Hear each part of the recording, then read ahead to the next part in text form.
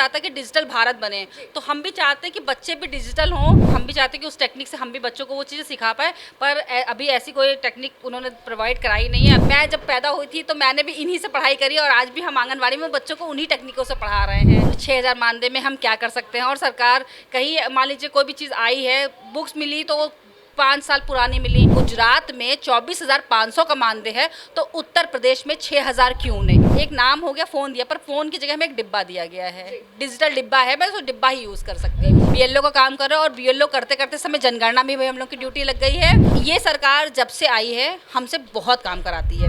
आपके रैली होती है, आंगनबाड़ी भीड़ का हिस्सा होती है। जब हम बात करते हैं आंगनबाड़ी केंद्र की, तो हमारे सामने कुछ तस्वीरें निकलकर सामने आती है, जिसमें देखने को मिलता है कि कुछ छोटे छोटे बच्चे होंगे जिनको आंगनबाड़ी कार्यकर्तियां पढ़ा रही होंगी। तो कहीं पर मिड डे मील बन रहा होगा, तो कहीं पर इन बच्चों का पूरी तरह से संरक्षण किया जा रहा होगा। लेकिन इसके साथ ही आपको बता दें कि इन आंगनबाड़ी कार्यकर्तियों के तमाम संघर्ष भी हमारे सामने आते हैं। फिलहाल आज राजधानी लखनऊ के एक आंगनबाड़ी केंद्र पर हम पहुंच चुके हैं, और यहाँ पर हम देखेंगे कि किस तरह से ये काम करते हैं, क्या कुछ सच्चाई है इसके पीछे की। और जो अक्सर ये आरोप लगता है कि आंगनबाड़ी कार्यकर्तियां जो हैं जितना काम करती हैं उतना ही इनको मान दे दिया जाता है, तो इन सारी चीज़ों को हम समझेंगे एक एक कर कर, और आंगनबाड़ी केंद्र जो है वो किस तरह से चलता है, क्या कुछ चीज़ें होती हैं। आप देख सकते हैं किस तरह से यहाँ पर छोटे छोटे बच्चे जो हैं वो पढ़ाई कर रहे हैं, और आंगनबाड़ी कार्यकर्तियों के द्वारा इनको पढ़ाया जा रहा है पूरे मनोयोग से। इसके अलावा आपको बता दें कि इनसे तमाम अतिरिक्त कार्य भी कराए जाते हैं, जैसे कि जनगणना करवा दी जाती है, यहाँ तक कि पशुगणना भी इन आंगनबाड़ी कार्यकर्तियों से कराई जाती है, और इसके लिए इन्हें अलग से कोई राशि नहीं दी जाती है।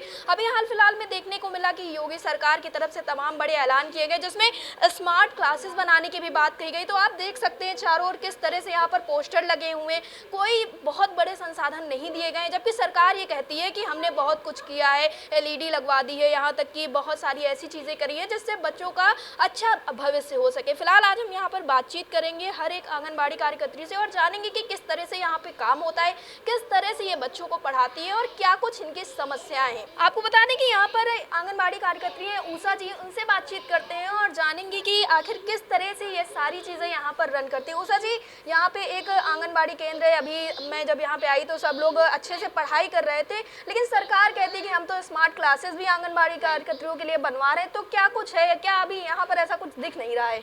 एक्चुअली सरकार जो चीज़ें कहती है हम भी चाहते हैं कि वैसा हो, और हम भी चाहते हैं कि उस टेक्निक से हम भी बच्चों को वो चीज़ें सिखा पाए, पर अभी ऐसी कोई टेक्निक उन्होंने प्रोवाइड कराई नहीं है। अभी तो जो संसाधन हमारे पास है, भाई हमारे पास चौक और स्लेट है, तो उसके माध्यम से बच्चों को जैसे शिक्षा दे सकते हैं हम वैसे कोशिश करते हैं कि बच्चों को उसका विकास करें, उनको छोटी छोटी उनकी ज्ञानेंद्रियों का विकास हो, वो अच्छे से पढ़ पाएँ। तो बस हम हमारे पास जो संसाधन है उसके हिसाब से हम बच्चों को सिखाने की कोशिश करते हैं। जी उषा जी, तो ये बच्चे कैसे आते हैं, क्या आप लोगों को अप्रोच करना पड़ता है इन बच्चों के पेरेंट्स को, या फिर पेरेंट्स खुद से भेजते हैं? कितनी मुश्किलें होती हैं बच्चों को यहाँ तक लाने में और इसके साथ इन्हें पढ़ाने में?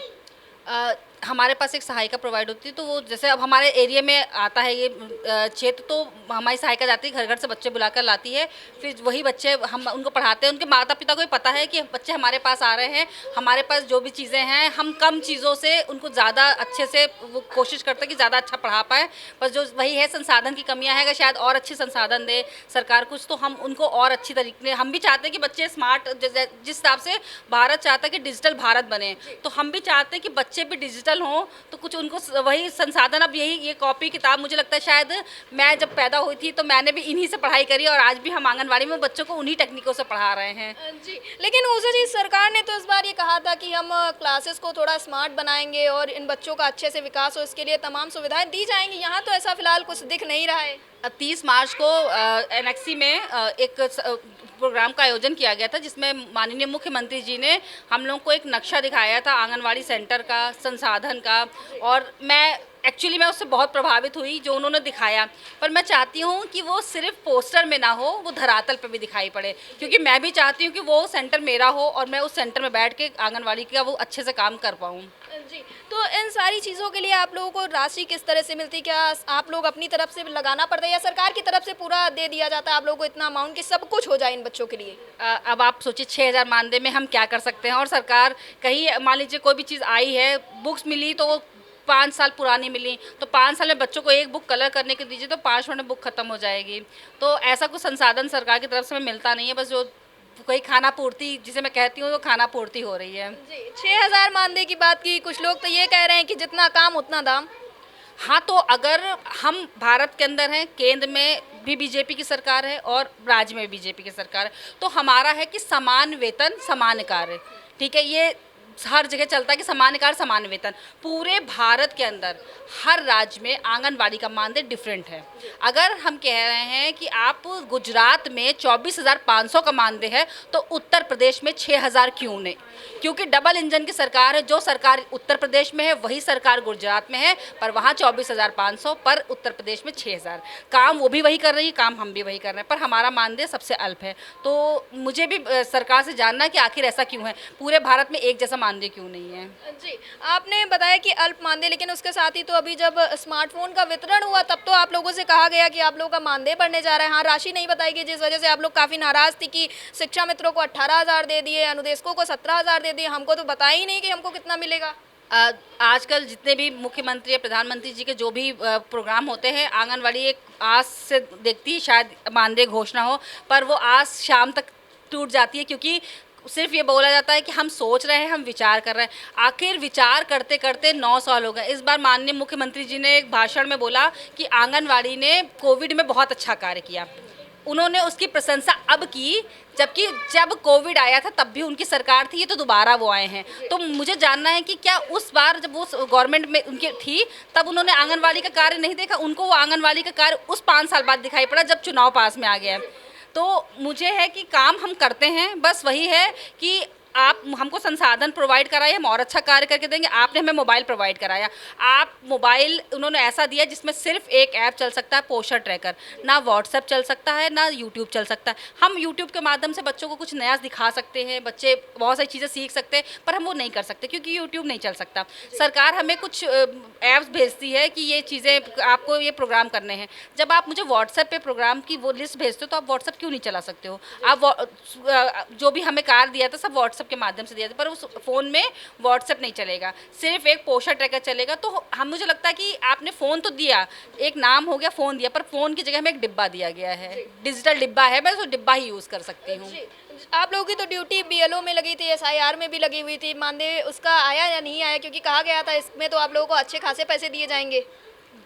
वही है कि बीएलओ कराया गया, पैसा मिलता है, पर वही हर महीने शायद 1,000 रुपये है, पूरे साल का 12,000 रुपये। तो लेकिन आप काम 24 घंटे का हो जाता है, क्योंकि आप अपने सेंटर का काम कर ही रहे हो, बीएलओ का काम कर रहे हो, और बीएलओ करते करते समय जनगणना भी हम लोग की ड्यूटी लग गई है, और उसके अलावा विभाग की ट्रेनिंग करनी पड़ती है। जो ये काम कर रहे हैं वो करना है, 100% एफआरएस करना है, 100% वजन भी करना है, और 100% हमें जनगणना भी करनी। मैं किसी काम से मना नहीं कर रही हूँ, मैं सब काम करने को तैयार हूँ, आप 4 काम और लगा दीजिए, बट हम जो काम कर रहे हैं हमको उसका मेहनताना भी दीजिए। हम भी, हमारे पीछे भी घर है, हमारा सबके बच्चे हैं, तो हम काम तो आपसे नहीं मना करें कि हमें कोई काम ना कराइए। आंगनवाड़ी को हर जगह ढकेल देते हो। आपके रैली होती है, आंगनवाड़ी भीड़ का हिस्सा होती है। आपने आंगनवाड़ी को सिर्फ एक अपना प्रचार प्रसारक सामग्री समझ लिया है, तो कम से कम आप उनको वो पैसा दो कि उनका घर अच्छे से चले, आंगनवाड़ी अपने लिए कुछ सोच पाए। हम सोच ही नहीं सकते कि कहीं ड्यूटी आती है, आंगनवाड़ी का पहले मुंह बन जाता है कि अरे यार अब मुझे किराया भी अपने पास से लगाना पड़ेगा। काम सब करना चाहते हैं, हम भी काम करने के लिए हैं, हमने नौकरी इसीलिए ज्वाइन की कि हम काम करें, बट काम करने के साथ साथ तो आपको पैसा देना चाहिए। जी, उषा जी, एक सेंटर को चलाने में कितनी समस्याएं आती हैं? किस तरह की समस्याओं को आप लोगों को फेस करना पड़ता है? समस्याएं देखिए बहुत सारी हैं। सबसे बड़ा मुद्दा है भवन किराया। भवन किराया लखनऊ में आपको पता है स्मार्ट सिटी है, 750 रुपये एक केंद्र का ये हमको भवन किराया देते हैं, जो भी आता नहीं समय पे। अब 750 में आपको पता है कि क्या आपको लगता है कि 750 में कहीं भवन मिल सकता है? भवन छोड़ दीजिए, कोई एक गैलरी भी नहीं देगा 750 में। हमारे जो हम लोग क्षेत्र में ले रखा है वो अपने पर्सनल व्यवहार से लोगों को कन्विंस करके कि हम आपके बच्चों को पढ़ाएंगे, तो हमें वो सेंटर मिल जाते हैं। पर सबसे बड़ी समस्या है, अगर सरकार जो उन्होंने नक्शा बना के दिया कि आंगनवाड़ी सेंटर शायद अगर वो बना देते हैं, बट जैसे हमारी परियोजना में 413 केंद्र हैं, तो 400 केंद्र का 13 का सेंटर बनाइए। ये ना हो कि पूरे उत्तर प्रदेश में एक सेंटर आप बना के दिखा दो कि देखो एक सेंटर हमने बना दिया, तो वो एक सेंटर से आप आंगनवाड़ी का विकास नहीं कर सकते। जब आप पूरे 100% आंगनवाड़ी का भवन बनाएंगे तब कुछ हो सकता है। तो इस अगर नीति पे वो काम करेंगे तो शायद हो सकता है। बाकी जो चल रहा है, मैं तो देख रही हूँ सबसे पुरानी सन 75 की योजना है, और चूँकि मतलब शुरू से लेकर अंत तक सारी महिलाएं हैं। तो जिस भारत में हम रहते हैं, इस भारत में सबसे ज़्यादा बेटियों के लिए मुद्दा उठाया जाता है, पर मुझे नहीं लगता कि महिलाओं के लिए, बेटियों के लिए कुछ हो रहा है। जी, अभी आपने महिलाओं की, बेटियों की बात की, तो ये सरकार तो यही कहती है नारी सशक्तिकरण, महिला वंदन, और इस सरकार में और जो इसके पहले की सरकारें थी, क्या कुछ बदलाव देखने को मिला है? किसमें आप लोगों के लिए ज़्यादा सुविधाएं थी? देखिए, पहले सरकार हमसे कोई वादा ही नहीं करती थी, ठीक है, तो हमें उनसे उम्मीद भी नहीं रहती थी और वो इतना प्रेशर नहीं देती थी, इतना काम नहीं कराती थी। ये सरकार जब से आई है हमसे बहुत काम कराती है और हर बार सिर्फ हमें ये बोला जाता नहीं आपका मानदेय बढ़ेगा, आपको सम्मानजनक। मुझे ये जानना है कि सरकार की नज़रों में सम्मान क्या है? क्या एक आंगनवाड़ी का 500 रुपये मानदेय बढ़ा देना सम्मान है? ठीक है, तो सरकार को सम्मान तो बोलती है, पेपर वर्क बहुत अच्छा है इस गवर्नमेंट का, नो डाउट। पेपर पे वो जितने काम करती है अगर वो धरातल पे कर दे तो शायद आंगनवाड़ी की जीवन कुछ और हो जाए, पर सिर्फ वो पेपरबाजी है। जी, ये जो भवन आप लोगों ने ले रखा है, तो इसके लिए आप लोग क्या कुछ किराया देते हैं? क्या जितना आप लोगों को 7 साढ़े 700 रुपये मिल रहा है उसमें ये भवन आप लोगों के लिए, और ये जो चार्ट पेपर पोस्टर आप लोगों ने लगा रखे हैं, ये सरकार के द्वारा मुहैया कराए गए हैं या आप लोगों ने खुद से खरीदे हैं? इसमें से कुछ तो विभाग के द्वारा है, पर कुछ हमारे पर्सनल खरीदे हुए हैं। और रही भवन किराया, इस सेंटर का किराया आप कहीं से पता करें तो 2-2.5 हज़ार रुपये से नीचे नहीं होगा। तो बस वही है कि हमने भी वैसे ही ले रखा है कि हमने सेंटर लिया है किराए पे, पर हम उनसे कहते हैं भैया आपको यूज़ करना तो आप यूज़ भी कर लो, क्योंकि हम उतना किराया नहीं प्रोवाइड कर सकते। तो ऐसे हम सहयोग से ही सेंटर चला पाते हैं।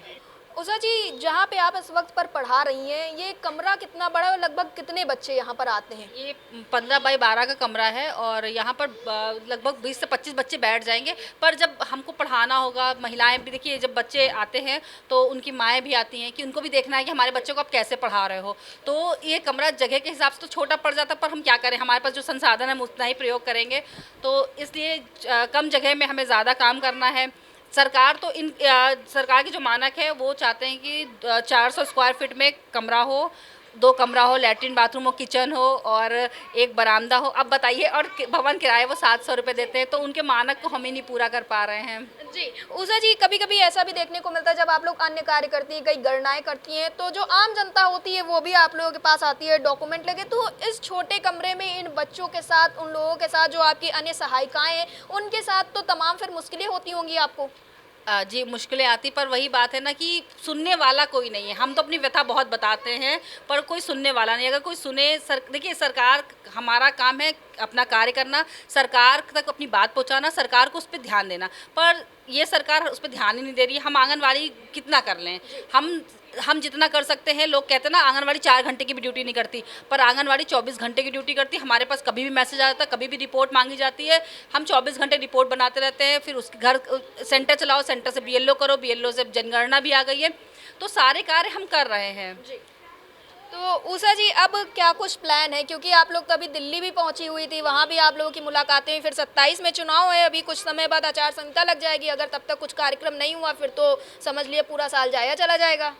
अब इसके लिए मैं क्या बोलूँ, आंगनवाड़ी धरना करती है तो सरकार बोलती है, अरे आंगनवाड़ी जब देखो सड़कों पे आ जाती है। हमें सड़कों पे आने का कोई शौक़ नहीं है, हम कभी नहीं चाहते कि हम सड़कों पे आएँ, हम धरना करें, हम प्रदर्शन करें।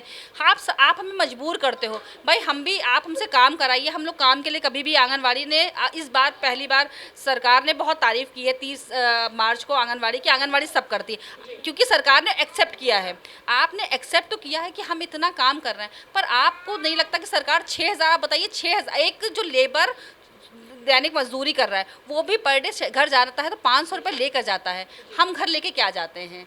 जी, तो उषा जी, कितने की मांग है? शिक्षा मित्रों को तो 18,000 दे दिया गया, अनुदेशकों को 17,000, और ये कहा जा रहा है कि जो इस बार संविदा और आउटसोर्सिंग कर्मचारियों के लिए कॉरपोरेशन बन रहा है उसमें भी वही 18 से 19,000 रुपये दिए जाएंगे। तो आप लोगों की क्या मांग है? देखिए, हम तो चाहते सरकार हमारा 24,500 मानदेय करे, जो गुजरात में आपने कर रखा है। ठीक है, गुजरात भी आपकी सरकार है, उत्तर प्रदेश में भी आपकी सरकार है, तो आप अपनी सरकार को ही देख लीजिए, बस हमको वो दे दीजिए। और बार बार सरकार कहती ना कि उत्तर प्रदेश बड़ा है, उत्तर प्रदेश बड़ा है। आप टैक्स भी सबसे ज़्यादा यहाँ पे ले रहे हो, हर चीज़ आप सबसे ज़्यादा, उत्तर प्रदेश ही डिसाइड करती कौन सी सरकार बनेगी। उत्तर प्रदेश ही सबसे ज़्यादा टैक्स दे रहा है, बिजली सबसे महंगी उत्तर प्रदेश में है, तो आप इस चीज़ का रोना मत रोइए कि उत्तर प्रदेश बड़ा है। तो जो हम चाहते हैं कि जो गुजरात में आप दे रहे हो बस मुझे उतना दे दीजिए, हम एक्स्ट्रा कुछ नहीं मांग रहे हैं आपसे। फिलहाल फिलहाल जिस तरह से आपने देखा है यहाँ पर आंगनबाड़ी कार्यकर्त्री थी, उनके द्वारा बताया गया कि इस 15 बाई 12 के कमरे में किस तरह से 20 बच्चों को वो पढ़ाती हैं। इसके अलावा आम जनता भी यहाँ अपने कार्य के लिए आती है और सरकार इन्हें जो भवन किराया है वो 750 रुपये देती है। मानदेय 6000 है, भवन किराया 750 रुपये, और इतनी सारी सुविधाएं इन बच्चों को देना, इन बच्चों को पढ़ाना इनके लिए काफ़ी ज़्यादा मुश्किल हो जाता है। सरकार लगातार वादे कर रही है, दावे कर रही है, यहाँ तक कि कहा गया है कि इनका मानदेय बढ़ाया जाएगा, लेकिन कितना मानदेय बढ़ाया जाएगा ये नहीं बताया गया, और यही इनकी सबसे बड़ी नाराजगी है।